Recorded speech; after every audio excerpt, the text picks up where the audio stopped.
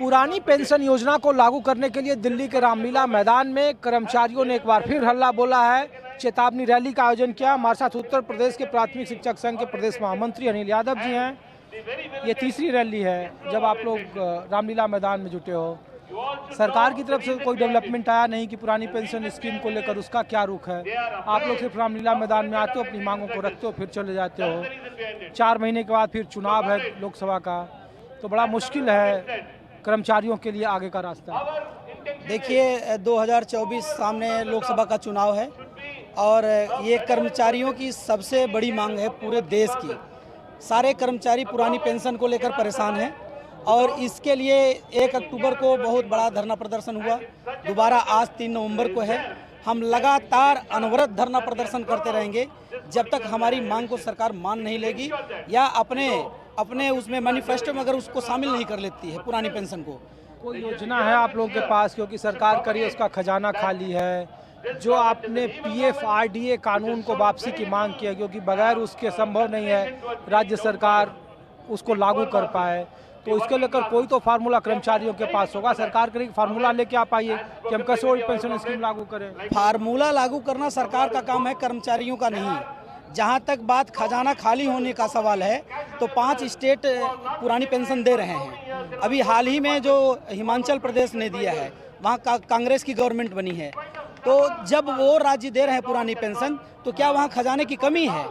खजाने की कमी नहीं है। हमारी मांग पुरानी पेंशन है और यहाँ के नेतागण भी पुरानी पेंशन 3-3 पुरानी पेंशन ले रहे हैं। अगर खजाने की कमी होती तो नेतागण लेते, राजनीतिक दल न लेते। आप लोग कौन से विभाग में सर? सब प्राथमिक शिक्षक वाले हैं। तो प्राथमिक शिक्षक वालों में लोग यही पूछ रहे हैं कि सरकार का खजाना खाली है। जब नियमावली हुई थी तो अपॉइंटमेंट लेटर, तो उस समय तो ये बताया होगा ना कि भाई देखिए नई पेंशन स्कीम के तहत आप लोग आए हैं, अगर आपको सूट नहीं कर रहा था तो नौकरी छोड़ देते। सरकार का ये भी तर्क होता है। ऐसा कुछ नहीं है। पुरानी पेंशन हम लोग पुरानी मांगे हैं।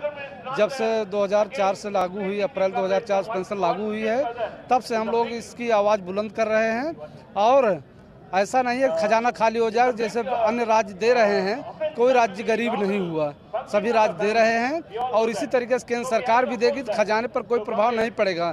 धन की व्यवस्था करना सरकार का काम है, कर्मचारियों का नहीं। लेकिन वोट का व्यवस्था करना तो मतदाता का काम है। सरकार खुश है कि देश का सबसे बड़ा प्रदेश 80 लोकसभा की सीटें, अगर कर्मचारियों का उन्हें समर्थन न होता तो सबसे ज़्यादा सीटें वो नहीं जीतती।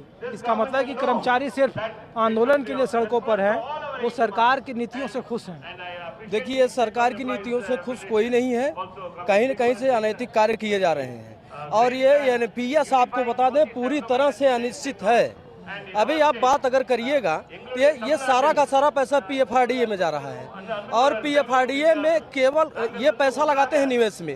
ये सारा का सारा सिस्टम आपका बाजार आधारित है। बाजार जैसी रहेगी वैसे आपको दिया जाएगा। जबकि पुरानी पेंशन में क्या है? पुरानी पेंशन में आपको जनरल प्रोविडेंट फंड एक निश्चित प्रक्रिया के तहत मिलता है और उसके बाद एनपीएस में क्या होता है, जब आप रिटायर होते हैं 40% आपको आपका जो पैसा जमा हुआ है 40% आप निवेश करेंगे तभी आपको पेंशन दी जाएगी। मृत्यु होने पर क्या होता है? मृत्यु होने पर आपको पेंशन दी जाती है पुरानी पेंशन में, लेकिन एनपीएस में क्या है? एनपीएस में आपके सारे पैसे सीज किए जाते हैं तब आपको पुरानी पेंशन दी जाती है। पूरी तरह से एनपीएस अनिश्चित है।